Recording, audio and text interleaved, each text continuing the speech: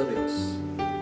Aleluia. Hoje eu quero estar compartilhando com vocês sobre o nascimento da Igreja do Senhor Jesus. Eu creio que isto é fundamental para a nossa fé. Nós temos conhecimento um pouco mais detalhado sobre como nasceu a Igreja do Senhor Jesus, a Igreja do Tempo da Graça. No livro de Atos, capítulo 1, nós vemos aqui relatando inicialmente sobre a ressurreição do Senhor Jesus e que ele ficou 40 dias no meio dos discípulos, participando da vida diária dos discípulos, comendo com eles, determinou-lhes, versículo 4, que não se ausentassem de Jerusalém, mas que esperassem a promessa do Pai, a qual disse ele, de mim ouvistes. Então ele ordenou, esperem em Jerusalém, não se ausentem de Jerusalém, não saiam, não é tempo de fazer missão. Fiquem esperando até que se cumpra a promessa do derramamento do Espírito Santo de Deus. Os discípulos, sempre um tanto curiosos, eles começaram a questionar, começaram a fazer um debate e perguntar: Senhor, será este o tempo em que restaures o reino de Israel? Jesus tinha ensinado tanto para eles, estava falando de coisas extremamente importantes para o nascimento da igreja, e eles de repente ficam questionando sobre a restauração do reino de Israel. E Jesus chamou a atenção deles. Agora era a hora de questionar essas coisas. Mas no versículo 8 ele fala novamente do poder. Mas recebereis poder ao descer sobre vós o Espírito Santo, e sereis minhas testemunhas, tanto em Jerusalém, como em toda a Judéia e Samaria e até os confins da terra. Então, Jesus está explicando para aqueles discípulos, preparando eles para um momento tão precioso, tão importante, o nascimento da Igreja do Senhor Jesus. O nascimento da igreja da nova aliança, do tempo da graça. Eles estavam fora de Jerusalém. Eles estavam, como sempre, saíam com Jesus para momentos de reflexão, momentos de ensino, e eles estavam fora. Então, versículo 12, voltaram para Jerusalém do monte chamado Olival.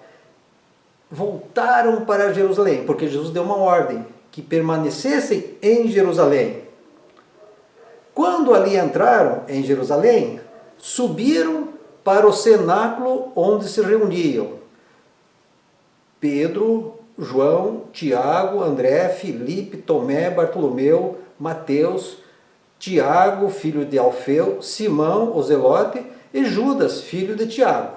Vejam bem, a ordem foi permanecerem em Jerusalém. E eles permaneceram num cenáculo.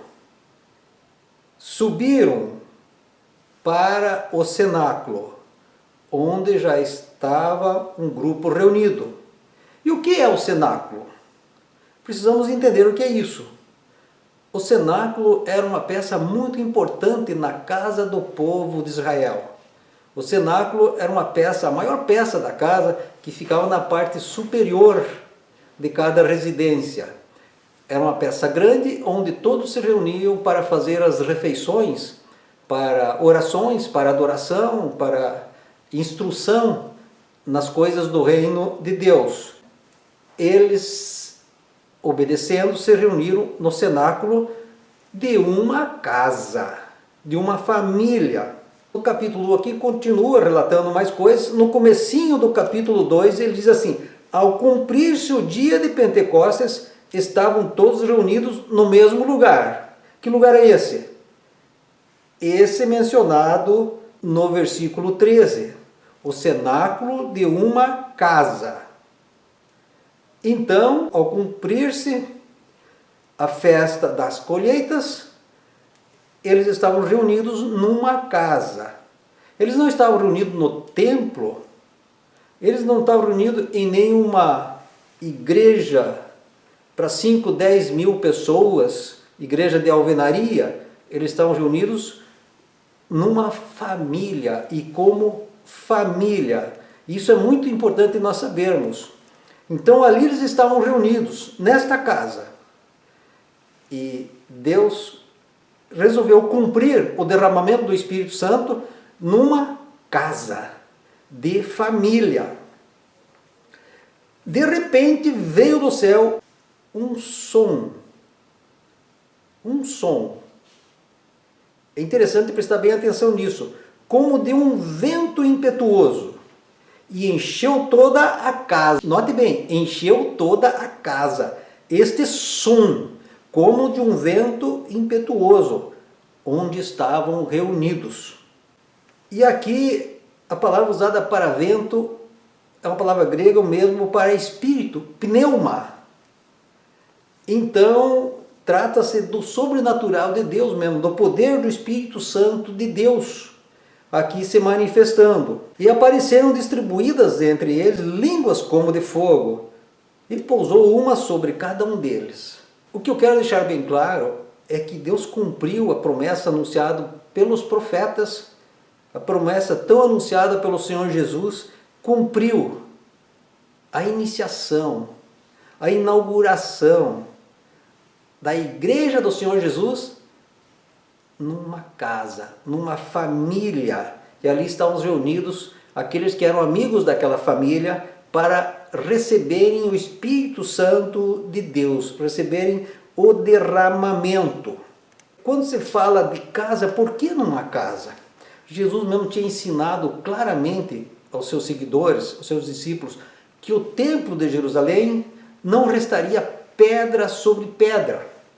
E nós sabemos que mais tarde essa profecia se cumpriu e não restou pedra sobre pedra. Inclusive, é um pensamento meu, eu tenho dúvidas sobre o tal resto da muralha do templo, da muralha lá em Jerusalém. Se Jesus mesmo falou que não restaria pedra sobre pedra, eu prefiro acreditar em Jesus. Então eu tenho dúvida se é verdadeiro esse tal muro da lamentação lá em Jerusalém. Porque não sobrou pedra sobre pedra do templo de Jerusalém. Então Jesus criou um método muito mais eficaz. Ele derramou o Espírito Santo nas vidas daqueles que recebiam Jesus como Senhor e Salvador. Ele derramou o Espírito Santo na família daqueles que recebiam o poder da salvação. E nós sabemos que ficou muito claro pelas palavras do Senhor Jesus, depois pelo ensino dos apóstolos, que cada um crente, cada um filho, cada uma filha de Deus é templo do Espírito Santo, é morada do Espírito Santo. Diz assim, 1 Coríntios 3,16: não sabeis que sois santuário de Deus e que o Espírito de Deus habita em vós? Se alguém destruir o santuário de Deus, Deus o destruirá. Porque o santuário de Deus que sois vós é sagrado. Santuário, feito por mãos humanas, santuário de pedra. Aquela igreja bonita que era o templo de Jerusalém, deixou de existir. O templo lindo que Deus escolheu para o Espírito Santo habitar, para o seu Espírito habitar, se chama a vida de cada crente, se chama o coração de cada crente. Deus escolheu para formar a sua igreja, não uma igreja de pedras, mas uma igreja viva, feita pelas suas próprias mãos. E Deus decidiu habitar pelo Santo Espírito na vida de cada crente. Decidiu habitar em cada família. Então, o que é a igreja? No novo conceito, quando se inicia a igreja do Senhor Jesus, igreja é a vida do crente. Igreja são os crentes reunidos nas casas. E nós vemos, não só aqui em Atos, outras passagens em Atos, muitas outras, nas cartas, sempre mencionando a reunião das pessoas convertidas, das seguidoras de Jesus, sempre a reunião nas casas. E daí? E por que hoje existe tanta igreja, tantos nomes diferentes, tantas denominações? Alguém diria, então não foi Jesus que fez isso? Claro que não foi. A igreja do Senhor Jesus é única, e desse jeito que ele criou no tempo da graça. Agora tem a interferência os interesses comerciais, os interesses políticos, que não fazem parte da Igreja do Senhor Jesus. E foi isso que aconteceu. Constantino, ele, no século IV, o que ele fez? Ele, vendo que era uma ameaça o crescimento dos seguidores de Jesus, e desse modo tão eficaz, de casa em casa, ele resolveu criar, semelhante ao método do Antigo Testamento, templos de alvenaria para acolher os que seriam crentes. E institucionalizou, e disse que dali em diante todos deveriam ser crentes, deviam seguir as normas impostas pelo romanismo. E a perseguição contra os verdadeiros crentes ficou cada vez pior, cada vez mais forte. E os crentes foram sendo exterminados, e muitos, e milhares exterminados. Mas eu tenho certeza que a Igreja Viva do Senhor Jesus nunca deixou de existir. Daí no século XV começaram aqueles movimentos. Lutero, Wesley, Calvino e outros tantos missionários se revoltando contra esta institucionalização da Igreja Católica Romana, que foi criada pelo Império Romano. E começou a nascer as denominações, mas eles cometeram um erro, muito bem intencionados, buscando sempre a verdade bíblica, só que eles seguiram o padrão romano. A igreja verdadeira não era ainda verdadeira, estava dividida. Daí começou a criar um certo confronto. Eu sou dessa igreja, você é daquela, eu sou católico, você é crente, você é apostólico, você é isso, você é aquilo.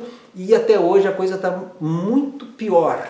Nos dias de hoje nós vemos igrejas aí de alvenaria, não a Igreja Viva do Senhor Jesus, igrejas de alvenaria que comportam 5, 10, 15, 20 mil pessoas. Essa não é a Igreja Viva. Nós só seremos igreja se nós formos o que o Senhor Jesus ensinou, templos do Espírito Santo. A Igreja Viva do Senhor Jesus, ela acontece na vida de cada crente, aonde ele estiver, aonde cada crente estiver, ali está a Igreja Viva do Senhor Jesus. E a Igreja Viva do Senhor Jesus acontece em cada casa. Se não acontecer a Igreja do Senhor Jesus na vida de cada crente e na casa de cada crente, então não é crente. É isso que a Bíblia nos ensina. Nós precisamos estar revendo isso. Não adianta ir por uma igreja bonita de alvenaria, ter um louvor maravilhoso, ter uma mensagem muito bem discursada, muito bem elaborada, num fim de semana, e dizer que foi a igreja, mas se não é igreja no dia a dia e na sua família. A igreja deve acontecer na vida de cada um e na família de cada um. É isso que o Senhor Jesus trouxe para nós. É isso que eu quero deixar assim muito claro sobre essa questão do cenáculo. E nós vemos outras passagens aqui também. A Santa Ceia do Senhor Jesus foi no cenáculo. Cenáculo não é nada mais, nada menos do que a sala de jantar, uma sala muito especial para o povo de Israel naquele tempo. E deve ser hoje ainda. Eu gosto de sala grande na minha casa, porque é o lugar onde a gente deve se reunir, não só a família, mas também outros crentes, para evangelizar, para crescer na fé. E assim foi que Jesus fez nascer a sua igreja. O nascimento da igreja do Senhor Jesus aconteceu assim, na vida de pessoas e na casa de pessoas que queriam seguir o Senhor Jesus. E continua sendo assim. Embora tenha muitos prédios bonitos aí, tem até templo imitando o templo de Salomão já no Brasil, embora tenha muitas coisas bonitas até para turismo que chama a atenção, mas essa beleza não tem valor nenhum se nós não formos a igreja viva. Se a nossa casa não for o canal, a agência da igreja viva. Então nós precisamos mudar os nossos conceitos. E esse conceito não sou eu que estou impondo. Eu desafio os ouvintes, cada um, expandir essa ideia e pesquisar na Bíblia muitas e muitas citações sobre a igreja acontecendo de casa em casa.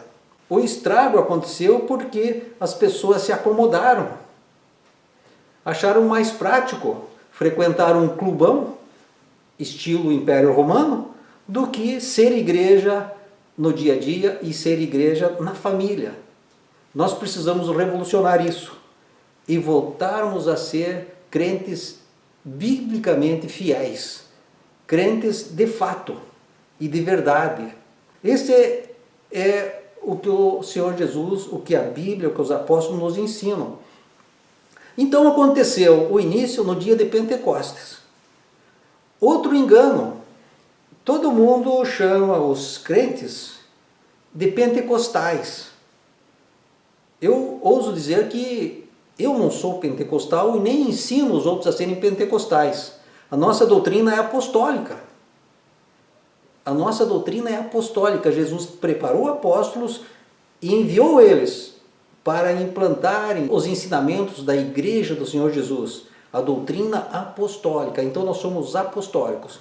E sendo apostólicos, nós temos direito a todas as bênçãos, a todos os dons ensinados na Bíblia. Temos direito a todo o enchimento do Espírito Santo para que se manifeste dons na nossa vida e através da nossa vida. O poder do Espírito Santo faz isso. E nós devemos então querer, devemos desejar ardentemente ser usados pelo poder do Espírito Santo de Deus para sermos crentes verdadeiros, para sermos a igreja verdadeira do Senhor Jesus. Por que tem acontecido esse engano? Porque a maioria dos crentes não leem a Bíblia habitualmente. Nós precisamos ler a Bíblia para conhecermos a vontade de Deus, para conhecermos a estrutura da igreja do nosso Deus. O Senhor Jesus deu tantos ensinamentos tão claros. Mateus 6,33, por exemplo, ele disse que nós devemos buscar o reino de Deus e a sua justiça em primeiro lugar. E o que acontece? As demais coisas ele acrescenta. Aquilo que nós precisamos ele acrescenta.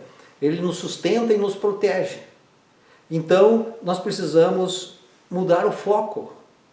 Tirar de nós a visão do mundo e estarmos focando na visão do reino de Deus pela palavra de Deus. Então, é apenas uma introdução aqui sobre o nascimento da igreja do Senhor Jesus. Quem quiser fazer perguntas, fique à vontade. Quem quiser crescer, fique mais à vontade ainda, vasculhando a Bíblia, fazendo pesquisas, vai encontrar inúmeras referências apontando a igreja que acontecia de casa em casa, a igreja que deve continuar acontecendo de casa em casa, sendo cada crente um templo, cada casa também um templo, uma família, templo do Espírito Santo de Deus. E o cenáculo deve estar bem ativo em cada casa. É isso que o Senhor Jesus recomenda. O cenáculo é um lugar muito especial, onde a família toda deve se reunir, uma peça muito especial na casa para comunhão nas refeições e comunhão no alimento espiritual. Que Deus abençoe cada ouvinte dessa palavra e que cada um possa expandir esse conhecimento buscando mais na fonte única e verdadeira, a Bíblia do nosso Deus. Recebam a bênção apostólica. Bendito Deus Todo-Poderoso, muito obrigado, Senhor, por esse momento de reflexão na Tua Palavra, Senhor. Muito obrigado porque o Senhor é Deus conosco, o Teu Santo Espírito habita em nós e nos ensina e nos dá sabedoria e lança luz aonde há trevas. Senhor, lança luz. Abre o entendimento de cada ouvinte dessa palavra para que as pessoas não vivam no engano, mas vivam na verdade que vem da Tua palavra, na verdade que vem pelo Teu Santo Espírito, Senhor. Liberta, Senhor, cada um de nós de toda a escravidão, da preguiça de ler a Bíblia, de toda a escravidão da ignorância da palavra de Deus. Liberta-nos, Senhor, e leva-nos no poder do Teu Santo Espírito, no poder da Tua verdade, Senhor. Sê conosco, Senhor, sê com cada família, Senhor. Liberta, Senhor, quebrando as amarras que aprisionam muitas vidas, Senhor. Liberta, quebrando as cadeias, Senhor, da escravidão que é lançado sobre cada família, Senhor, sobre cada indivíduo.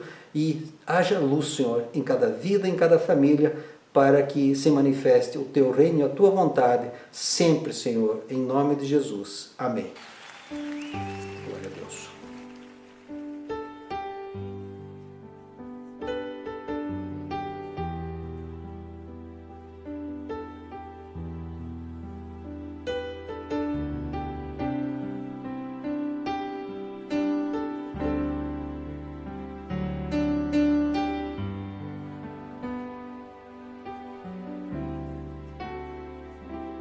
quão grande